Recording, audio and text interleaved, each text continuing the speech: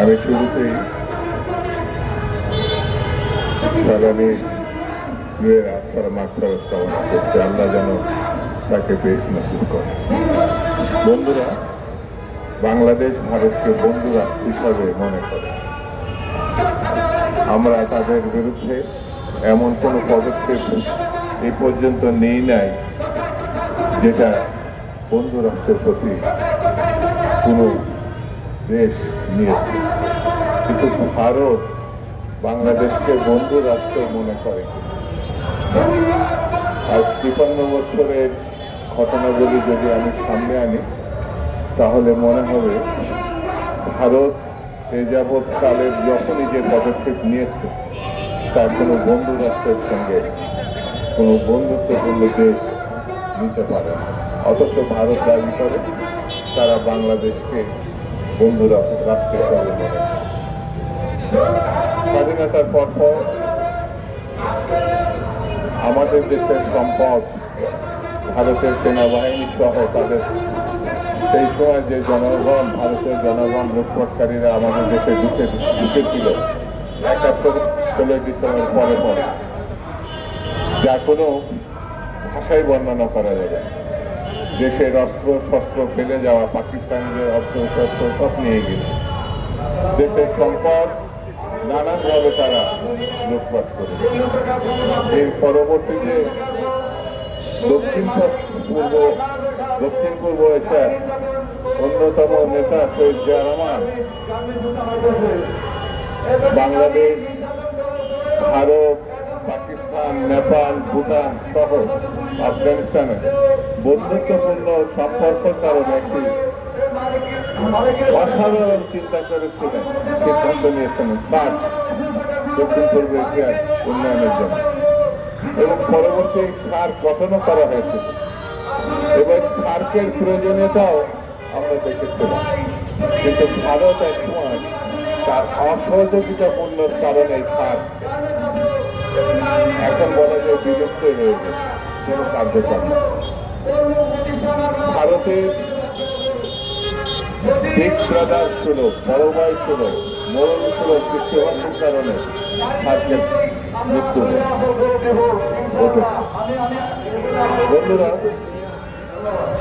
এই যে বাংলাদেশের গত 5 মাস আগে জুলাই আগস্টের বিপ্লবে একজন হত্যাকারী এবং ওই সময় 1 মাসে যে হত্যাকাণ্ড সে ঘটিয়েছে, বাংলাদেশের সব থেকে লুটেরা, সব থেকে ভয়ঙ্কর শাসক শেখ হাসিনা যেভাবে বাংলাদেশকে হত্যাকাণ্ডে রক্তের বন্যায় ভাসিয়ে দিয়েছে, তাকে আশ্রয় দিয়েছে আরেকটি হত্যাকারী দেশ যে সালানিকে হত্যা করেছে এবং এখানে এখানে পরিসংখ্যান উল্লেখ করে মানে কত তারা হত্যাকাণ্ড সংগঠিত করেছে বাংলাদেশের নাগরিককে, সেটি সেই হিসাবে ওই দেশটি হত্যাকারী দেশ বললে বেশি বলা হবে মনে হয়।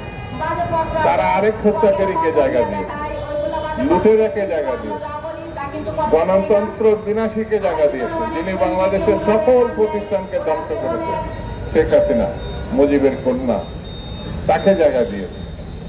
এ ভাবা যায় না পৃথিবীতে এরকম বন্ধুত্বপূর্ণ দাবিদার একটা রাষ্ট্র সেই দেশের হত্যাকারীকে, সেই দেশের লুণ্ঠনকারীকে এইভাবে জায়গা দিয়েছে।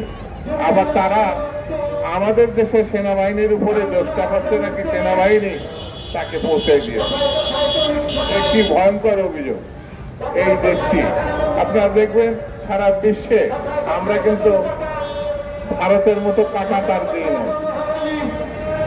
ভারত কাঁটাতার দিয়েছে আমাদের সীমান্তবর্তী অঞ্চলে, সীমানায়।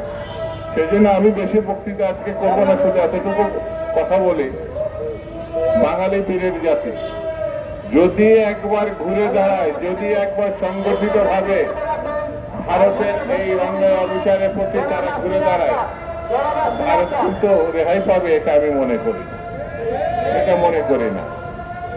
এই জাতি প্রশিক্ষিত জাতি হিসাবে, সেনাবাহিনী হিসাবে পাকিস্তানিদেরকে পরাজিত করেছে, ভারত করে না।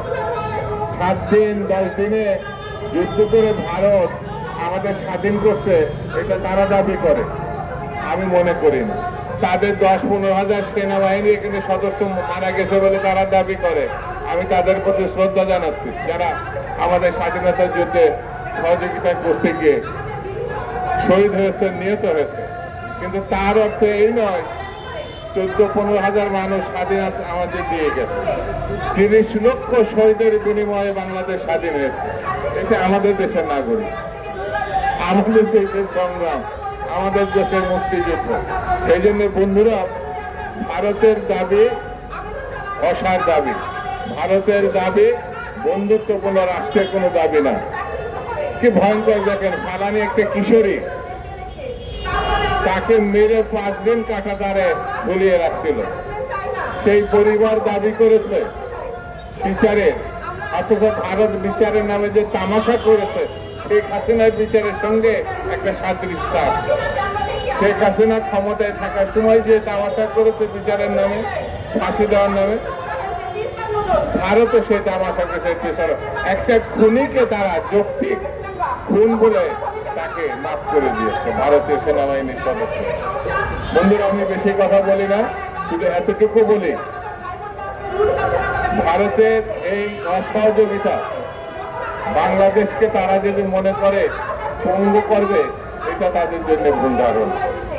বাংলাদেশকে সহযোগিতা করে যাতে নির্বাচিত সরকার না আসতে পারে, ভালো ভোট না হয়, এটা তারা চেষ্টা করছে। আমি বর্তমান সরকারকে বলবো, ওই ফাঁদে আপনারা পা যেন না দেন, ওই ফাঁদে পা দেওয়া যাবে না।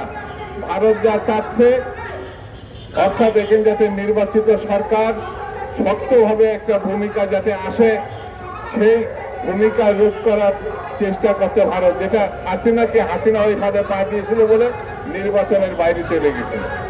আপনাদের সেই ফাঁদে পা দেওয়া ঠিক হবে না।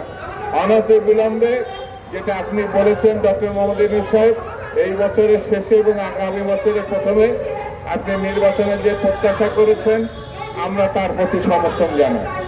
এই নির্বাচনটা যে কোনো মূল্যে ওই সময়ের মধ্যে যদি আমরা করতে পারি, তাহলে আমাদের বাংলাদেশের যে সংকট দেখা দিয়েছে, বাজারে আগুন, নিরাপত্তায় ভয়ঙ্কর অচল অবস্থা, ব্যবসা বাণিজ্যে অচল অবস্থা, সব জায়গায় যে অস্থিরতা, যদি নির্বাচনের দিকে আমরা জাতিকে নিয়ে যেতে পারি, ঘোষণা করতে পারি, তাহলে পরে এই সংকট থেকে আমরা এক ধরনের মুক্তি পাবো বলে আমি প্রত্যাশা করি।